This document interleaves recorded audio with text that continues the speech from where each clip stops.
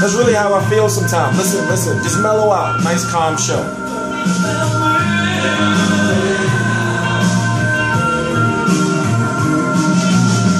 Seriously though, Chris Algieri cannot win. The old me, the old drunken me would have probably elbowed that pitcher by now or punched it. But no, because he's good. Go back and watch his fight. Well, actually, let me tell you some real shit. Listen, I went looking for his last knockout. I didn't find it. But his last knockout was against this guy by the name of Acuna. It was because of an eye injury. But then his last official knockout was Winston Mathis. Winston Mathis is now 7-5 with 1 draw, some shit like that. So what I'm saying is this: even though we got Ruslan Provodnikov and we do have Emmanuel Taylor, you should know Emmanuel Taylor by now, Chris Algieri has somewhat of a, I guess, you know? I mean, like if you put Ruslan out, see, how the fuck is he ended up fighting Pacquiao? Let's stop bullshitting around.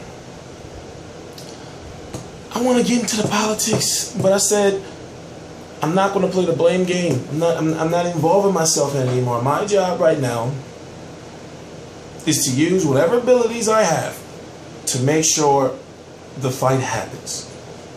And I think that's what everyone on YouTube who does boxing videos should do. There should be no fan saying, fuck Pacquiao, he just won it for the money, he should have fought him for you. No. What kind of fan are you? I'm going to say this. I've learned that boxing is a dirty, perverse business.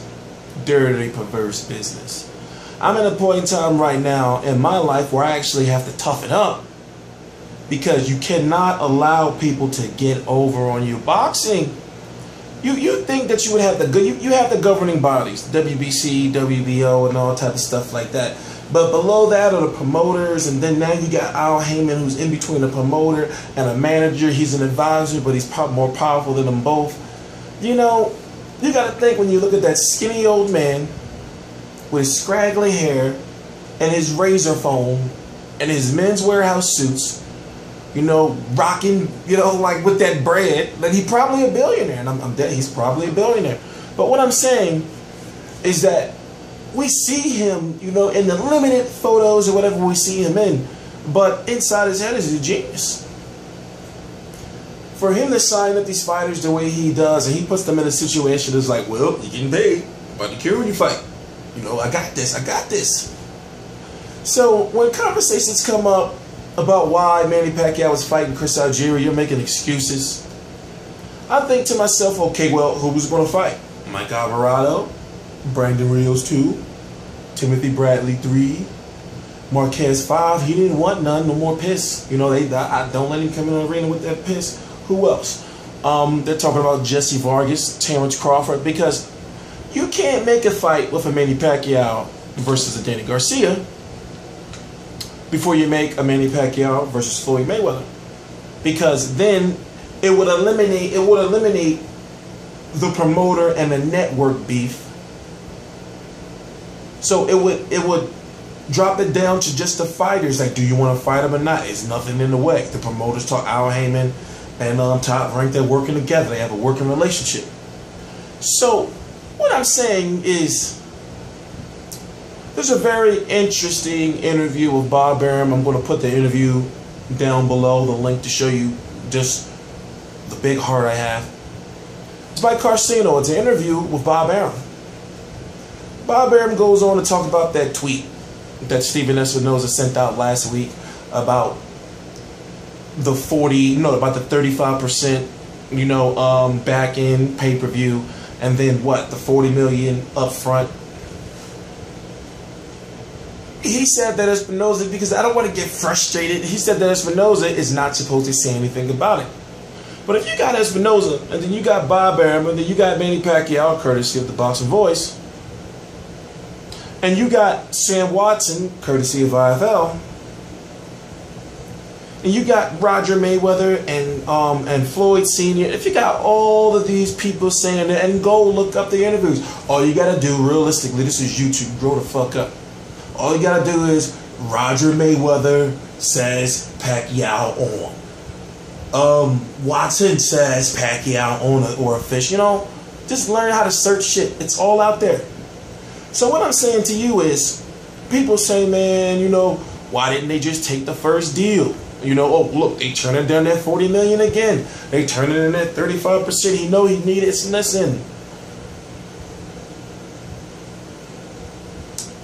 isn't this the mistake that you say Pacquiao made the first time?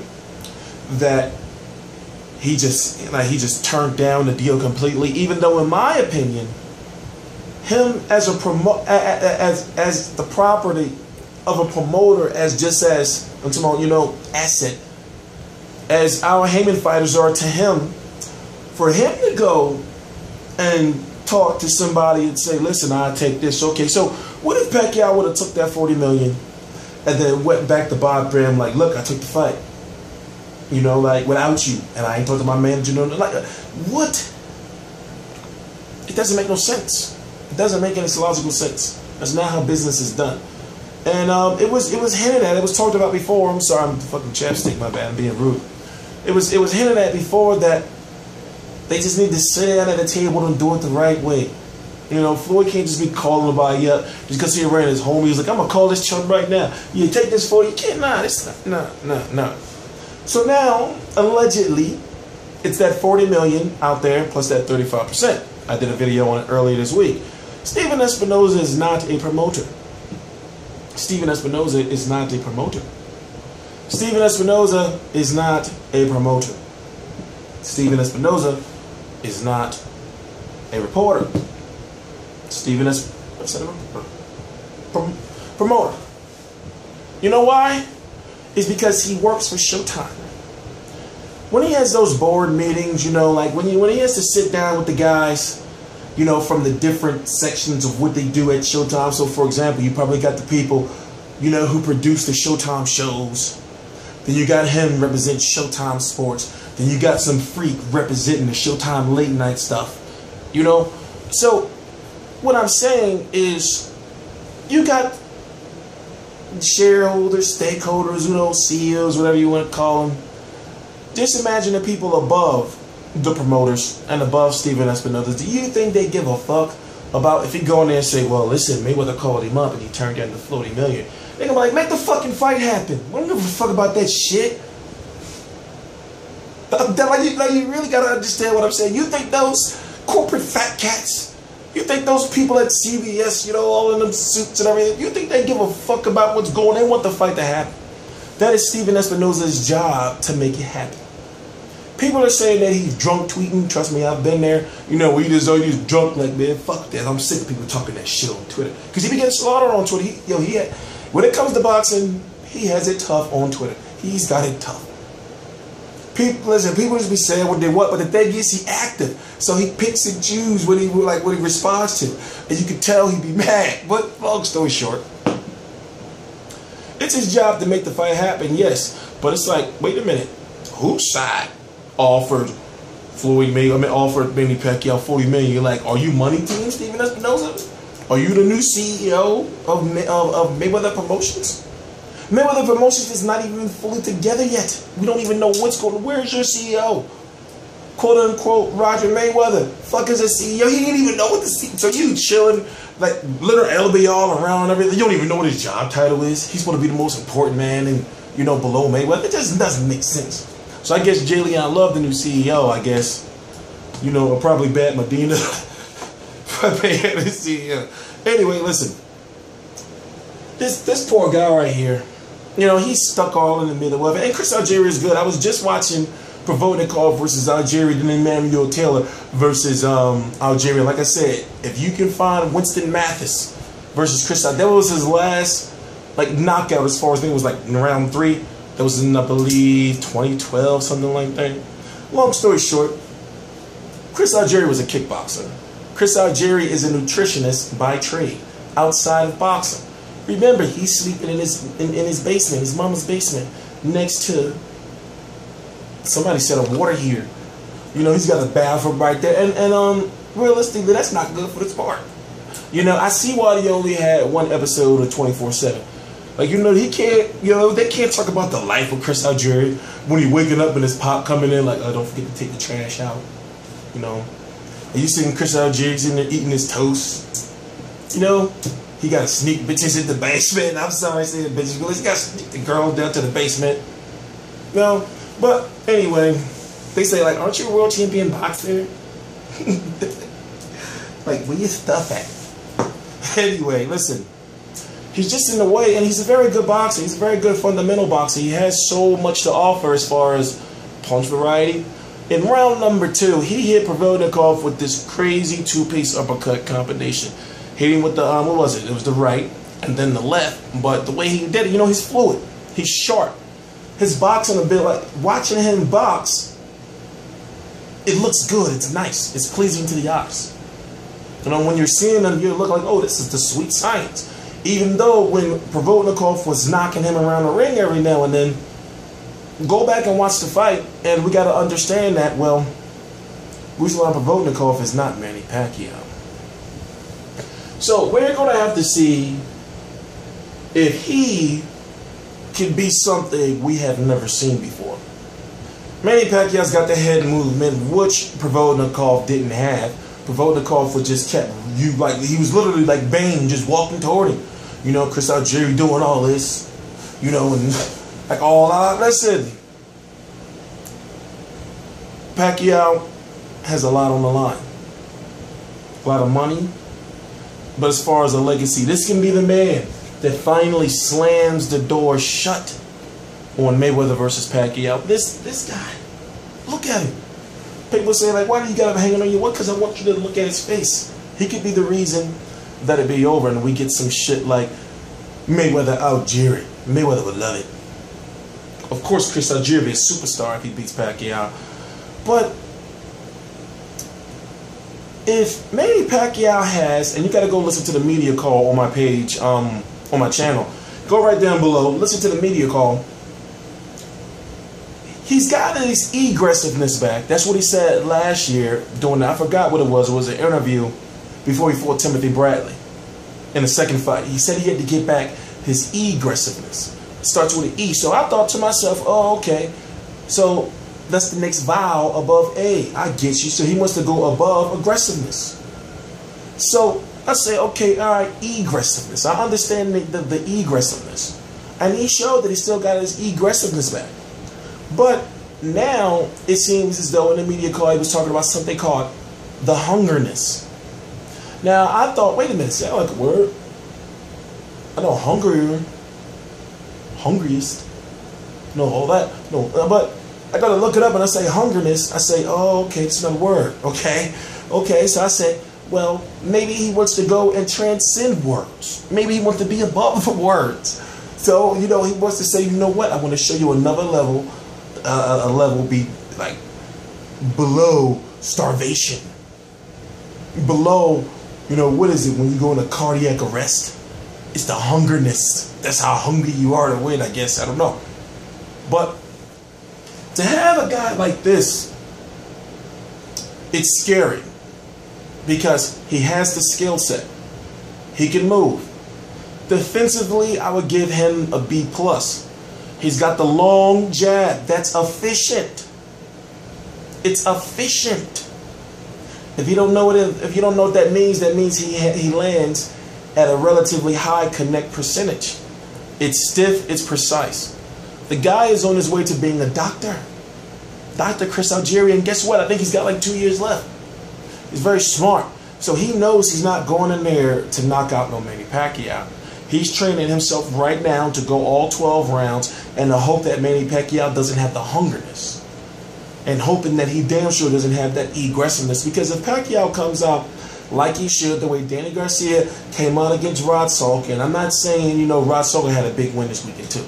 I'm not saying that Chris Algieri is a Rod Salk, but what I'm saying is, Manny Pacquiao's got to come out there and he's got to do a demolition job.